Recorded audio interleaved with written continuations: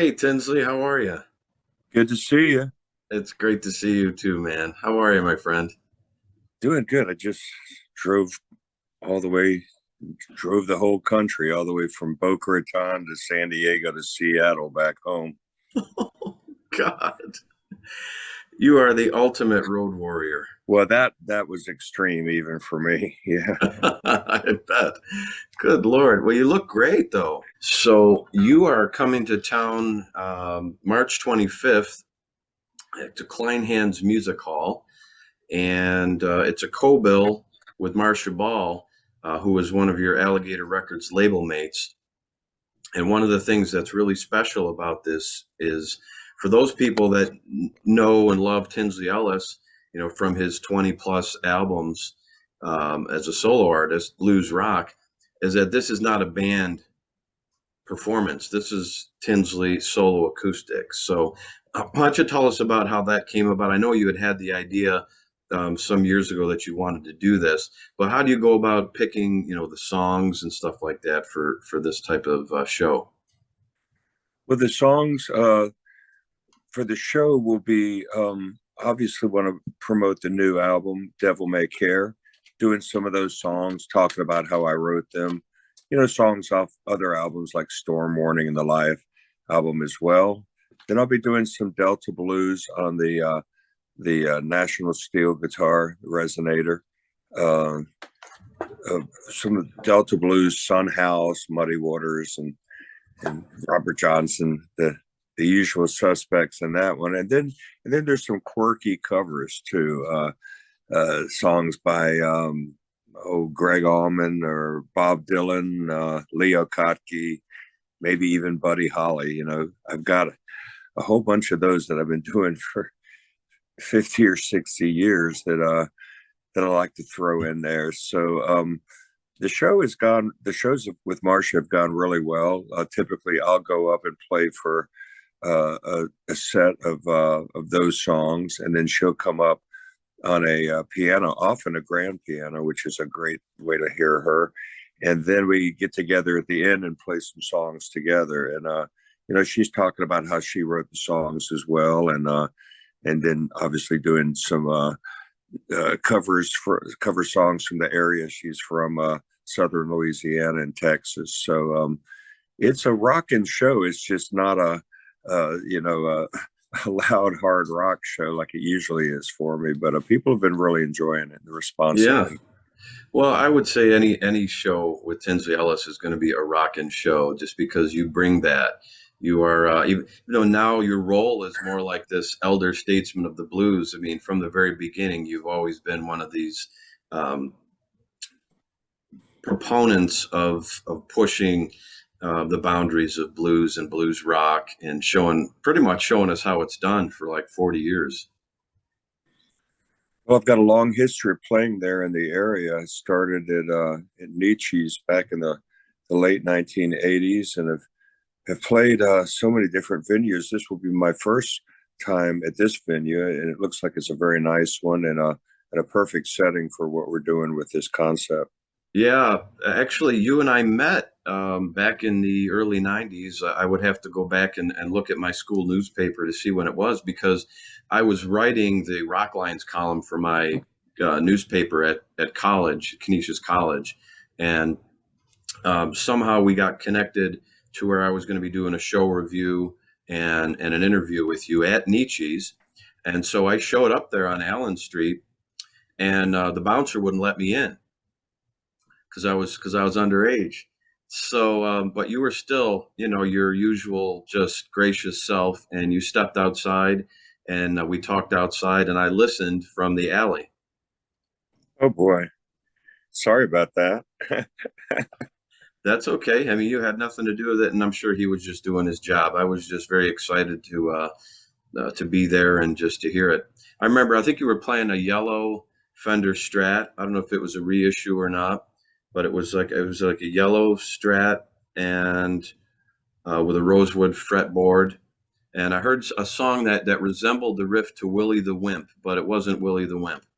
Yeah, that's the song that Stevie Ray got Willie the Wimp from. That's an old Motown song called "Leaving Here" by Eddie Holland Holland Dozier Holland writing team. He did that on Motown, and I'm positive that that's where Stevie Ray got that riff for Willie the Wimp from. Yeah. Well, I think the earlier version before Stevie got to it was Jimmy Vaughan when he did it with. I'm gonna have to look it up. I think his name is Bill, but Bill Carter. yes, that's it. Yeah, Mm-hmm. that's it. Yeah, Jimmy's got this wild kind of flangy, really dripping wet guitar tone on that. But let's talk about Stevie for a second, because in some of our previous conversations, maybe a lot of our listeners haven't been able to archive them on WBLZ, the listener page for the archived interviews. But I mean, you hung out with Stevie Ray Vaughan, you did some shows together and stuff like that.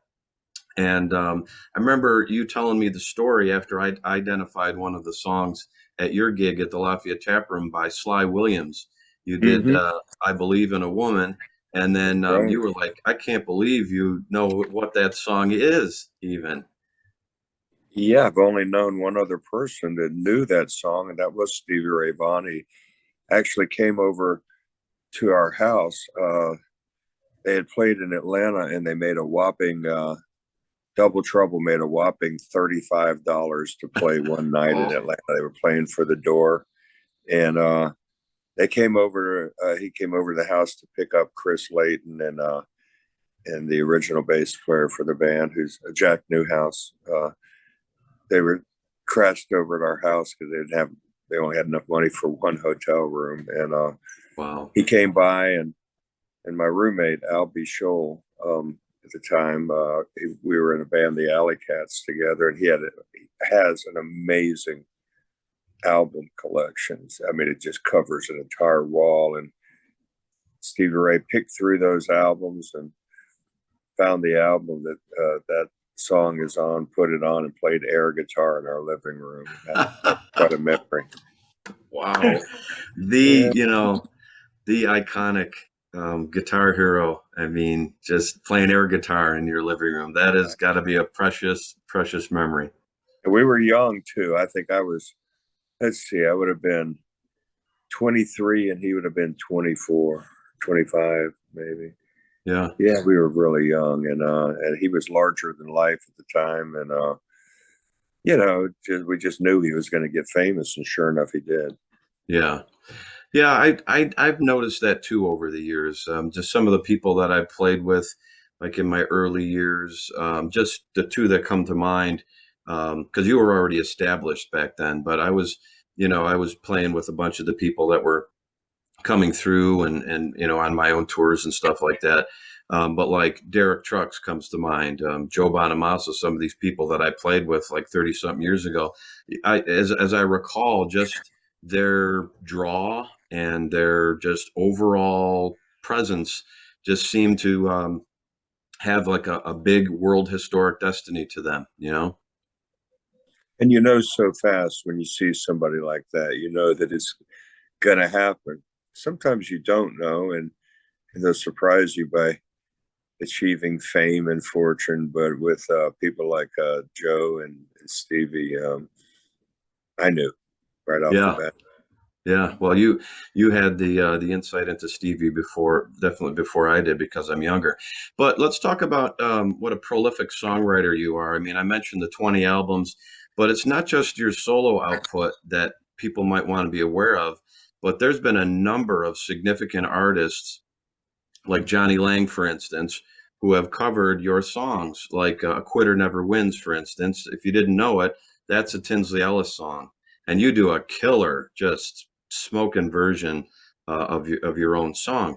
And recently, Albert Castiglia and Mike Zito had gotten a song from you called "Tooth and Nail," which is really burning up the airwaves on Sirius XM's Bluesville.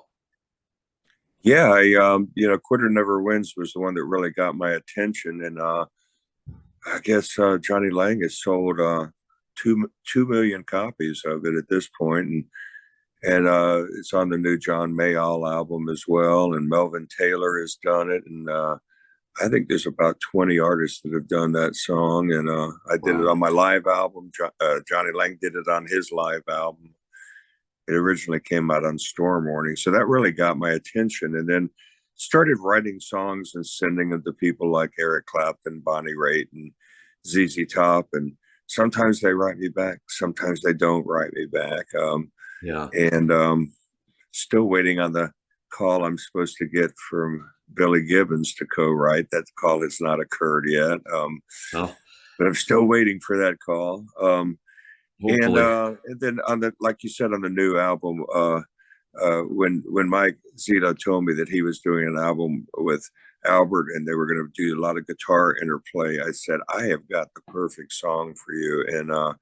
And Joe Bonamassa produced their album and chose that song for the album. And I think they've done a really amazing job on Tooth and Nail. And I'm just so happy about that one in particular. I heard it on XM the other day, and it had such a nice sound. It did, but it sounds like Tinsley Ellis, even though Albert's singing. You got to love Albert's voice and his delivery.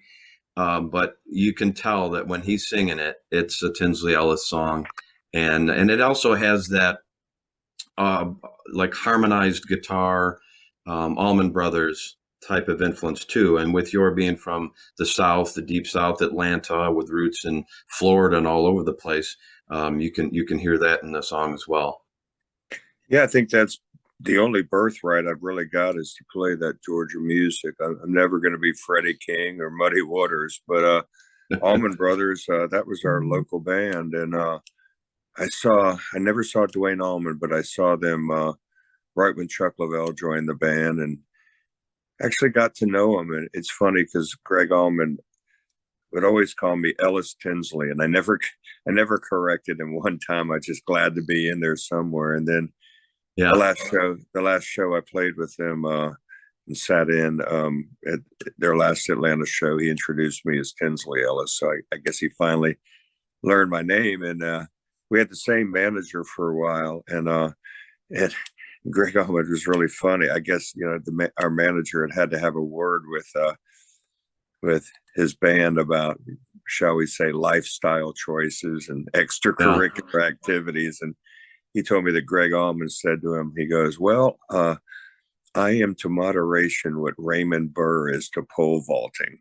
And that sounds like something maybe his brother would have said. But of course, I sometimes I tell that story from stage, and people younger people would look at me not knowing who Raymond Burr was, but he was a big burly guy. Definitely would not be any good at pole vaulting, and neither are musicians at moderation in times. Yeah, well, I'm glad he finally got your name right. Maybe the dyslexia medication finally kicked in.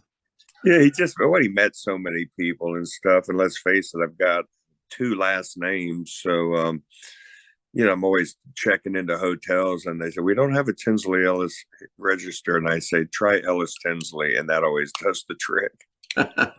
That's good. So, you mentioned some of the greats, the icons right there. And I know you're a huge Freddie King fan, just like I am.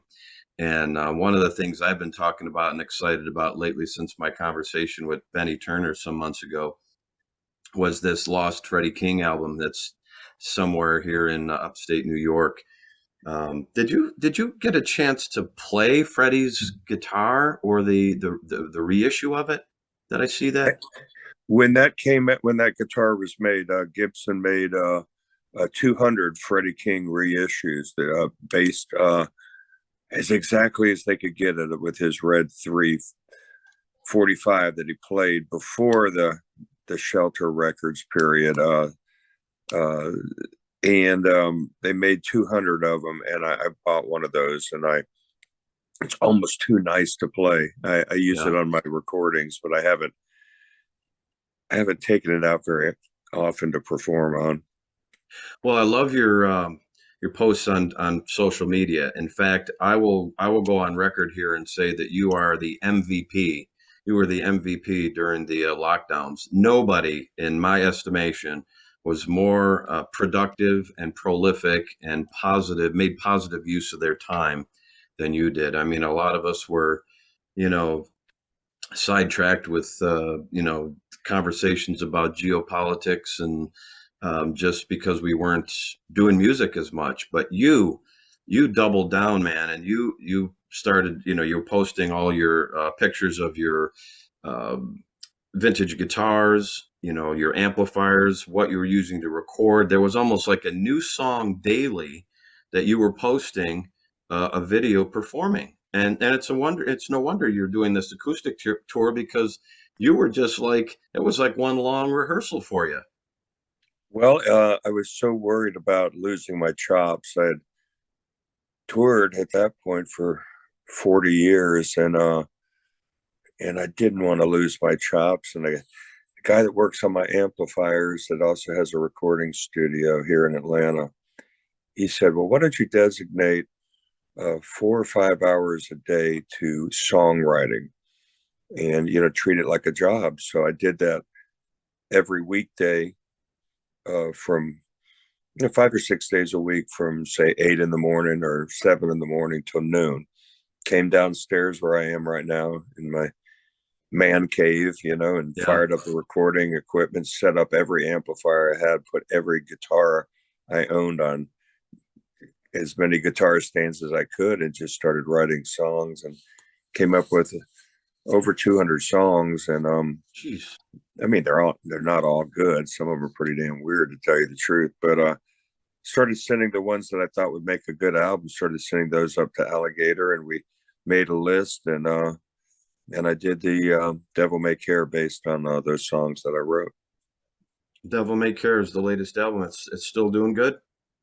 Well, it's been out for 14 months now, so it's not really a new album, but I've still got high hopes and low expectations, so it ought to work out okay. Well, in a world where streaming is king, the low expectations is definitely understandable.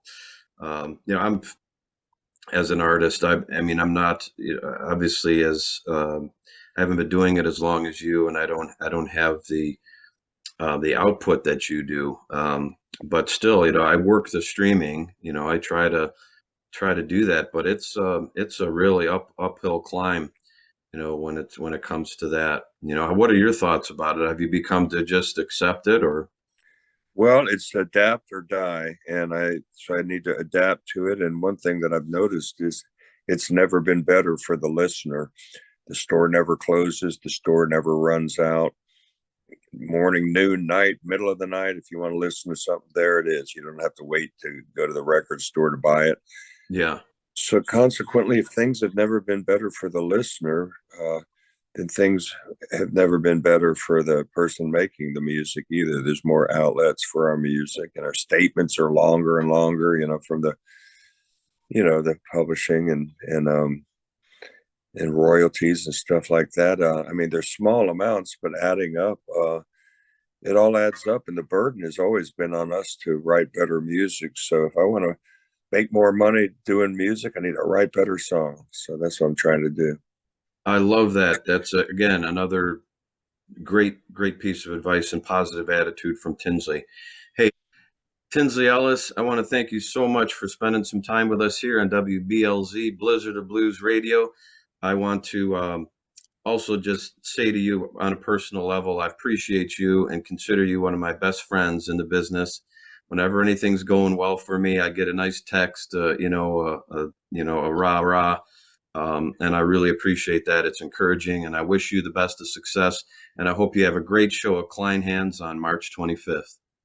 Thank you, my friend. And I'll be talking to you as I drive around the country. All right. I look forward to it. Take See you, care, Tom. Tinsley. Bye-bye.